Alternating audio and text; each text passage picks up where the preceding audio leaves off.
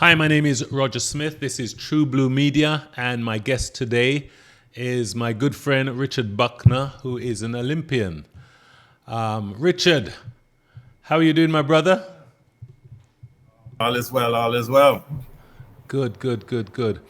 We've known each other for a long time now, and I just wanted to take some time out to really get to know you on this medium. So let's just vibe.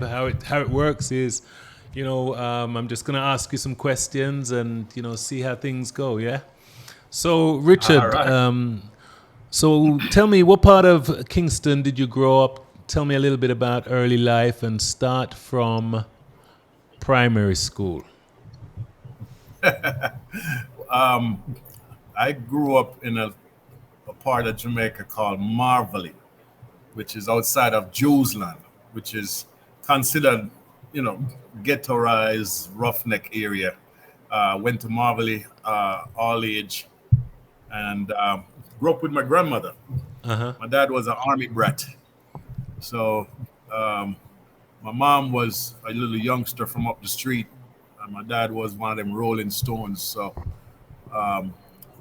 he decided that, well, my aunts decided that when I was giving birth, that they didn't want a Buckner to be living up on the other side of the streets, other side of the rougher part of town. So they snagged me up when I was a little baby and took me to my grandmother, Was dropped me Marvelly off. like a garrison? Kind of, yeah, I guess so. Yeah, pretty Okay, much. okay. But if when you grow up in it, it was considered just neighborhood. It wasn't rough until after you leave and then try to go back. You realize, wow, okay, we really lived in some rough times. Right. But it was good until grandma got sick and then she couldn't handle me no more. So I had to move to a little town closer to the shoreline called Independent City, Okay. over by the waters. And I stayed there with my aunt for a couple of years. Went to Independent City all age school. Then from there, got scholarship to go to Calabar. So I ended up back at Marvelly, which was just a hop, skip, and jump from the school, so I could walk to school if I needed to. Nice, nice. Okay, so how did you get from that all age school to Calabar?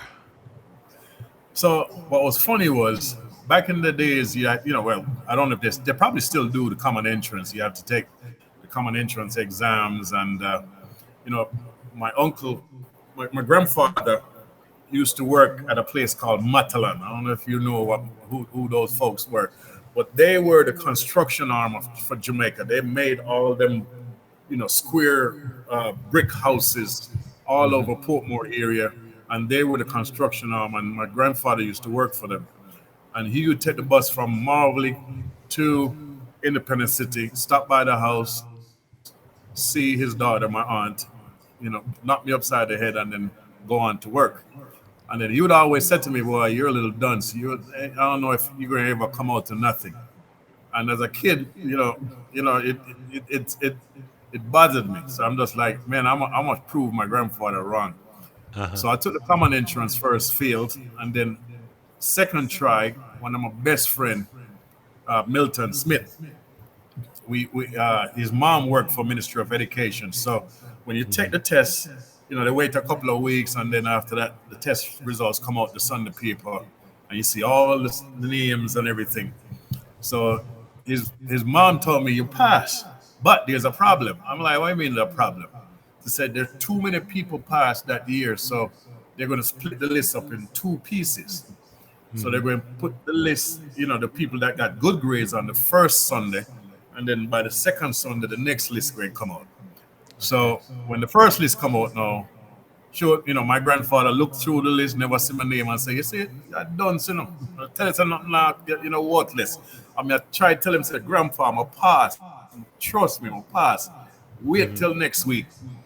He never made it till the following week. He died, and Wow, so wow. it kind of rubbed me the rough way because he went not knowing that I actually did all this to prove to him that I could be, all that I wanted to be. And so my grandmother, I moved back to Kingston, and my grandmother consoled me and just like, yo, Don't worry, him already know you all right. Just keep Hmm. doing your thing. You know, grandmothers, they always have Yes, yes, answers yes. for everything. Hmm. So, my dad kind of popped back in the picture. He is an army brat, so he was always in Cuba, Guantanamo Bay, working with the Americans, and they patrolled the entire Caribbean Ocean, the Caribbean Sea, looking for drug dealers and smuggling boats. That was his life. And so Okay. ever so often he'll come home and act like a dad, and the usual thing. And Hmm. so he was just like, okay, now that you passed, what you going to do? I'm like, I don't know. I'm going to go to school. So it's like, okay, when you go to school, two things you have to do. One, find out the soccer field because everybody in the family plays soccer, and you have Hmm. to make the soccer team. And then two, find your classroom, make sure you do good in your classes, so on and so forth. So, all right, went to school, find the soccer team, tried out field. The star baller was there doing his thing, and he was, rocking everybody and doing his fanciness. And I take the ball from him and showing my skills, and he got mad and kicked me down flat. And so he took the ball and was going to go score on the other side. I got up, brush off, and just run past everybody like they're standing still, kick him down, and then boy, the ref almost swallowed his whistle, blowing because he's like, "Man, you almost killed the star baller. What you do?" And then while he's arguing with me, this old dude from across the way run across the football field and grabbed me on my shirt and dragged me off the field. And I was like, yo, me know me do a look a bad fall, but it ain't that bad that a spectator gotta drag me off the field. And he's like, no man, you're up on the wrong field. You need to go over here on the track team. I'm like, track Right. team? He said, yeah man, you're joining the So track what team. school was this? This was Calabar, first year. Okay, Very you first you know year you Calabar. you you did say common entrance, but you didn't say it was the green Yeah, of so Calabar. yes, so You it's know? the green and black. So I passed from Independence City, Uh list huh. number 2, got to Right. Calabar, moved back to Marvelly, and first farm, going to school, and that's where dad is like, yeah, you have to play soccer and you have to do your Seriously. schoolwork. Okay. Okay. So that's how it kind of got started. So the guy dragged you off the field. Go ahead. Sorry. So he dragged me off the field, and while walking across to the rest of the guys that were out there training on the track team, he stepped on a piece of board, and then he stopped, pick up the piece of board, and slapped me in my chest with the board. And I was like, yo, corporal punishment, a rough thing, you can't do them things, the boss. I don't know you. And he said, no, you don't understand you. I look for a hurdler. And so I'm 90, I'm gonna knight you a hurdler right now. I was like, first of all, I don't even know what a hurdler is. All I know is you're a grown man slapping with a piece of wood. He said, don't worry, you'll get to understand later on in life what this piece of wood represents. And then he took Okay. me over to the side and introduced me to my coach, Fitz Coleman, and said, okay, you asked for a hurdler? Here, I just found one. Enjoy. And that's how the story began. Nice. Nice. Nice. So so as far as you're concerned, what was Calabar like? Was it like a prestigious school in Kingston? Now, forgive me, I'm from the finest, Manning's School in Savlamar, Westmoreland, and so I don't really know much about these Kingston schools. The only thing I do know about the Kingston schools is when it's all D Cup or all Manning on all them thing, it's always the Kingston boys that get all the opportunities, and the guys from the country, we always sit on the bench, even though the skill and the class is there. But go ahead, I'll allow you. So, it was a fresh start, leaving from all age school, a boy and girl school, which I guess at the time, being in a boy and girl school and being in an elementary school, and you're always going to school with boys and girls, I guess it was no big thing. Then when Right, you get to right. Calabar, it's an all boys school. So you never really they never really phased me that there was no girls there at the school. We just immediately found friends in our classroom, and it just kind of, as you go along, you just kind of learn the values of the school. But for me, I kind of cheated the system because, like I said, right off the bat, the first week or so, I, I, I was inducted on the track team, but I quit because I was just like, I don't know what this track is all about. I don't know. It ain't doing me nothing but sweating all day, and I'm not doing it. And so I quit. And then about 3 4 days later after that, this dude came and dragged me out of my classroom in the middle of the teacher talking. And so the teacher was like, "Yo, what are you doing?" And she's all he said was, "Mr. Mac needed him." And she froze and she just said, "Go ahead," like it's nothing. And he dragged me back down to the track. And Mr. Mike was like, "Yo, why you not at practice?" And I'm like, "Man, my father said, I'm supposed to play soccer, not do whatever this thing is. So I'm not doing it." And then that's when I realized the power of the great green and black, because the man decided that, "Yo, I'm gonna come to your house and talk to your father." Then I said, Right. "Yeah, sure, you can come all you want if you ever can find him." Mm-hmm. So he came to the house. My dad was there. Uh-huh. And I'll never forget, he pulled up in this green Mercedes Benz, and then another car, and then another car. Next thing you know, the whole road blocked up. And he walked into the door, and my dad came outside. I was like, "Man, what's all this ruckus about?" And then he just paused, and his mouth dropped open. And I've never seen that look on my father's face before, like he saw a ghost.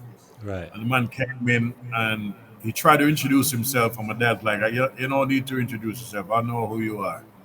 And he said, "Your son has a gift, and I want to, bring it out of him. He just don't know yet." My dad slapped me upside the head and said, "Boy, you idiot, you never listen to elders." I'm like, "Man, what are you talking with?" And it was the great was also recruiting me, and I had no clue. And so when you grow up in under the wings of people like that, you Yeah. just feel like it's just another level of living that most people just never get to experience. So that's why I say I cheat the system, man. I didn't grow up like the average Jamaican. I grew up in royalty. Right. So Right. I had the tutelage of one of the greatest Jamaican of all times. I spent every day with him, so it was just another level, man. It's just hard to So what's explain. this? What's this coach's name? Herb McKinley, Honorable Oh Herb yes, yes, I McKinley. know the name. Yes, yes, yes, yes, Yes, yes, yes. yes. So he Yeah, was yeah. Jamaica's one of the first Olympian. Him and Arthur went both Calabar guys, Olympic medalists. And so when you talk about the highest of highest and achieving the ultimate, that's what he was all about. And so I live my life every day just trying to emulate him. So I wasn't your average student, and Right, so he right, just right. kind of took me under his wings. So I never got a chance to be like a regular student. You know what I mean? So let I me didn't get ask to you go this hang much. out and go party and all of that. So let me ask you this: in Jamaica, was academia very important to you guys that played sports in high school? Not really, not really. No, it wasn't. Not Okay, it wasn't okay, because at the time our legs got us everything that we needed. We never right, right. wanted. If we ever needed anything, all we had to do is tell Herb that we needed it, and if we didn't get it, we put up a fuss, and he made sure we got it.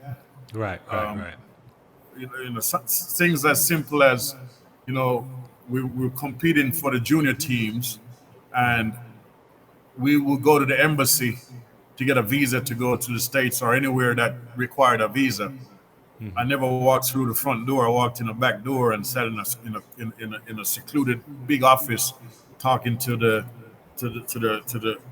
ambassador for the United States, and all he's asking me is like, "Dude, if I give you this visa, are you gonna come back home?" Yeah, why not? I didn't know what the hell he was talking about. Right, right, right, And so right, he would right. stamp my book, and I would leave, and I thought that was the regular path for everybody else. Yeah, It yeah. wasn't after years later that I realized when I walked past the front gate and saw 2,000 people lined up, people from all walks and parts of the country, and wishing and hoping that I can get a ticket to go inside to just get some guy tell them, "No, you can't go nowhere. I'm not sending you to the United States." So that's why I said, man, on the Herb Mac, I live a different life, man. Yeah. Do you know? It was only recently I knew that people were paying money, so you'd actually pay Yes. to go and get your visa, your American visa, and these guys took these poor people's money and they could just not stamp your and you don't get it. And I'm thinking, wow, but this must cost a pretty penny. You know what I mean? Oh yeah. And No, they people didn't get leaving paid to all get a over the visa. country to come. They pay to get in the line, to get in the door, to Wow. get to get denied. That's the sad thing. Where does that You pay money for a all go? ticket. That's what I want to know. Where does the money go? Okay, so That's a whole another political argument right there. yeah, and we don't want to go there considering the color of Don't your want to go shirt. there. Yeah. So tell me about Champs and what it was like performing in Champs. I watch it every year on TV, and so for a school, for someone at Calabar, representing your school in Champs, what was that like? Man, it's man, you felt like a rock star, man, because like in my first year when I got out to the track team, I still didn't understand the whole how it worked. And then I went to champs for the first time, and I couldn't even afford to go into the grandstand. I could only afford to go to the bleachers. And I remember sitting there with my classmates, and everybody out there running and stuff. And Orange War start. I don't know if you know what Orange War is. No, It's tell just me. basically everybody bring a whole bunch of orange, and you just, if you're KC and you sit down next to Calabar, you just chunk orange until you hit somebody, and in reverse we do the same thing. So I got popped in the eye. I almost lost the eye the very first time I went to championships. So I vowed then my ass is never sitting in the stands like that anymore. I'm gonna either be on the field or I'm gonna be somewhere else. But I will not get hit again up in that stands. Right, And right. so, I got back out on the field the following year, and I was just trying to find myself. I started out as a hurdler, but man, the KC guys, you had people then of there's the Engine and the Woody. These guys were like, giants with above men. When I stand up next to them, it's like I'm standing up next to my father. They were big. I don't know what KC was feeding them boys, You but sure I they couldn't weren't beat them. overage boys? Because remember them times that Man, people age paper I'm was very telling vague. Man, I'm telling you. And what's funny is I couldn't beat them. No matter how fast I run, I couldn't beat them. Them man, there was as always first, second, and I run third. My very first year. And then I went to one of the other coaches and I said, Coach, what me I do wrong? I can't beat them giant them. And them say, all right, come do the high jump. Maybe you need some spring in your leg. And so I said, all right, cool, because we have Gibson relays, you have development meets where you go to the stadium and practice. And you get a chance to compete against your competitors. Then you have Gibson relays, and then you have Comet relays out in the country where you come from. And so we get to travel out there and run some meets. So by the time champs come around, you have a little feel for what you're going to do. So I started doing the high jump to help me with the hurdles. So I got third in the hurdles and won the high jump. I didn't go out there to win the high jump. I just went out there just so I could get better in the hurdles. So the following year, I said, okay, I ain't doing the high jump no more because them heights getting way too high and I can't do it. So I went to another coach and I said, Coach, what do I need for them? I can't beat them KC, man. And I said, go do the long jump, man. The long jump will help you with your strides and your this and your that. I said, all right. So same thing. Got third in the hurdles, won the long jump. And that year we got banned. We got a fight. There was a big, massive fight at the stadium, and Calabar and KC got banned from the championships for a year. So I had What to wait year? a whole You remember what year that was? man. I don't remember what year. That was a 79, 80, 81, 82, I think. I Okay. think somewhere around there. Yeah, they were running, and the Calabar guy must have kicked down the KC guy in the middle of the race, and everybody jumped the fence, and everybody was just brawling on the field. Good thing for The me way coming the from way we Marley. do, the way we do, Eh? the way we Me? do. The No, way no. we When I do. say we, Oh, the other oh, day yeah, exactly. the other day I googled the Mexico Jamaica brawl in Mexico. You Oh, remember that one? Yeah, yeah, yeah. I showed it to my son, and he couldn't believe what he was yeah. seeing. So yeah, yeah, Oh yeah. man, yeah. We'll Okay. brawl in a heartbeat. Man, I've been in so many of them things. But that was a cool thing too because I was an upcoming superstar, so automatically I had bodyguards whether I liked it or not. So you had guys that were from Marley that went to the school, that they said, hey, you know what, man, you're going to go far places. I knew you're hanging with Mr. Max, so I'm gonna be a bodyguard. Anywhere you go, anything you need, I'm there for you. So I had body, I had bodyguards walking through You school. mean You real, couldn't just real, roll up on me. real bad man from Marvelly? Real Real bad man bad from man. Marvel. Yeah. You Okay, can't just okay. come up to me and just start talking. And no, you have to pass my goods first. So, I but see. again, that's the life I live. I thought everybody lived that type of lifestyle, man. Yeah. I know no difference. It's so relative. So when you left, so fifth form came in Calabar. What was that? Did you go sixth form, or then the Texas youth them started calling you? So fifth farm came along, and I got recruited by University of Nebraska. And I remember it vividly because I was so excited because I got a letter of intent. Because at that time, I was really, really doing good. I was ranked second in the country in the 400 hurdles behind Winthrop Graham. And Winthrop had just set the champs record. Migrated to the States. He was Jamaica's number one hurdler, 400-meter hurdler. And he just set the record, migrated to Texas, University of Texas, and I was left behind on the 400 hurdle because same thing again. I wanted to, I couldn't win the 110, so I switched up to the 400 hurdles, and I ended up in that year. I ended up winning the 400 hurdles and setting the champs record. Okay. That record stood for 21 years. Nobody could touch that bad boy. But when How much and I years for broke your record Winthrop stand up for? 21 years. Why? Took a while. Be- It took a minute. You were running in spikes or barefoot? Oh man, spikes them days, man. All right. But we trained in barefoot to get started, so it's a long journey. See, But see. yeah, after that, it was fifth form, and I got the scholarship because now every school know about you, right? Because Yep. it was champs record. It was, I think, the second fastest time ever by a high schooler in the world. So people start know about you. So you start getting enough calls and Right. schools and stuff. But Nebraska was the only one that says we don't care. We're giving you a full scholarship. Here's the people. Just sign here and come. And I was driving home one evening with Herb McKinley, Honorable Herb, and I showed him the paper while he was driving, and I said, Coach, I leave, I go to Nebraska. He say, wait, you know where Nebraska is, boy? I say, no, I'm in no business, man. I leave Jamaica. And he Cool. said, let me see the paper. And him take the paper, and we were just at the top of the Causeway Bridge going into Independence City, and he wind down the window and tossed it in the ocean. And I was like, Coach, what the hell? He said, you're not going nowhere. You're going to stay back in school, and you're going to go sixth form, and you're going to run one more year. Man, talk about a very upset kid. I must have not talked to coach for about a week. I was hot. So then, and I never did ask him why he did it. Because he was one of them dudes you don't ask too much questions. Because if he ever answer you, he was like one of them, like a true hardcore dad. When he Right. says something, you just take it and move on. You don't question it. So I never know to this day why he did it. And so that never happened.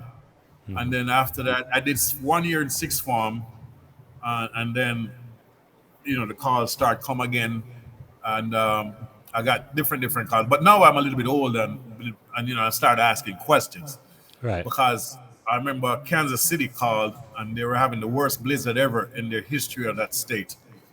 And the guy was telling me, man, it's cold up here.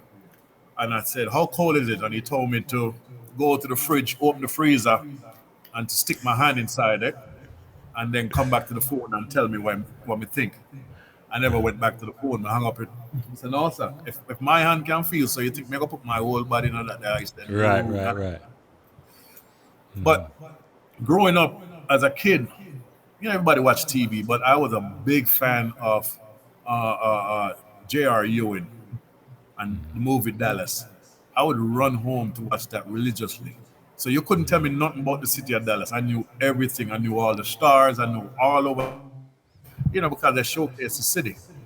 And Yep. so every time a school would call and ask me, yo, we want you to come, I'd ask them, how close are you to J.R. Ewing? And they're like, who?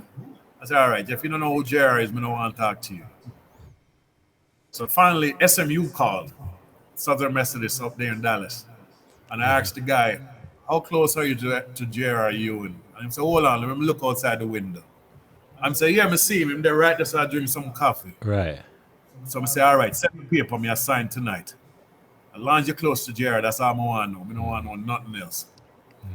And to this day, I've never been over there to the ranch. They probably sold it and everything. Right, right. Never Hey, been over there. so in England, we used to see Dallas on a Thursday. So if you say to Roger, Cliff Barnes, Sue Ellen, all of them, the Oil Barons Ball, Roger is a expert at that as well. So what was the transition like between just leaving Jamaica and then joining Southern Methodist University in the great state of not state of Texas, but Dallas City? So that was the cool thing, right? So signed the papers. The coach at the time was from England, of all places. And so we clicked right off the bat. Commonwealth, speak the same language from the same breath. And so I was just like, yeah, I'm definitely coming to school there. They flew me in for a visit. And when I rolled up, come out to the airport, there were like 4 Mercedes parked out front, and they were all owned by football players. And I was just like, okay, why are football players here to pick me up and not track guys? But anyway, I just like, man, I had the time of my life in Dallas, first time ever. And I just said, okay, this is the life I want to live. So then I came back, got my bags packed, ready to go. And then 3 weeks before school started, I got a call from the school saying, yo, the scholarship we gave you, got to take it back. And I was like, what? Why? They said, we got this thing called the death penalty. I'm like, what the hell is that? They said the football team got in trouble. They were paying all the athletes way too much money when they were not supposed to be paid at all because as a scholarship athlete, you're non-pro. You're not supposed to take any type of money. That don't work these days. I wish it did back then. And so they got a life ban from NCAA. So all scholarships were taken away. And I tell them, yo, I'm not playing football. I'm running track. Like, man, even if you had a basket weaving scholarship, it was taken away. And that really damaged the program for many, many years. They're just now finally coming back. So I was back home with no school, nowhere to go. Back home in Jamaica. Jamaica, yep. Wow, Living in Marley, wow. chilling with the boys. So I'm just like, nah, this ain't going to happen. So there was a junior college out in Arizona, Central Arizona College. A lot of the guys that didn't have the grades. So that was another cool thing too, because in order to have the grades, you go to university, you have to have your the SATs and all that stuff. So I had tutors that would come in and tutor me to make sure I had the best grades. All that while in high school. So I had everything that I needed to go to a university. I didn't need to go to a junior college. But when I lost the scholarship, that was the only thing that was available for me to go to a junior college. So I called the coach and like, yo, coach, you don't know me from Adam, but I ain't got no school to go to, and I'm not staying here in Jamaica. So you're gonna have to take a chance and bring me in. And he's like, what? Bucknor? Man, please. Who don't know you? He said, man, I'll have a ticket overnight tomorrow morning. You'll be on the first flight. I'm like, really? He said, come on down. So I ended up going to Arizona for 2 years, and then came back I got recruited by Texas A&M University to come back to Texas. And that's how she wrote. Oh boy. Nice, nice, nice. So how did the initial call up? So you attended 2 Olympics, Seoul and Barcelona. Which one was first? 88, 92. Seoul. 88. Okay. But it's out of high school. I went out for the 84 Olympics for the 400 hurdles, but man, it was just nerve wracking. It was too fast for me. I was too young and I just wasn't ready. Right. Made it through the finals and just shattered. I just lost it. I could have made a team, but it was just all nerves. I wasn't ready. But I just 88. I was more than ready.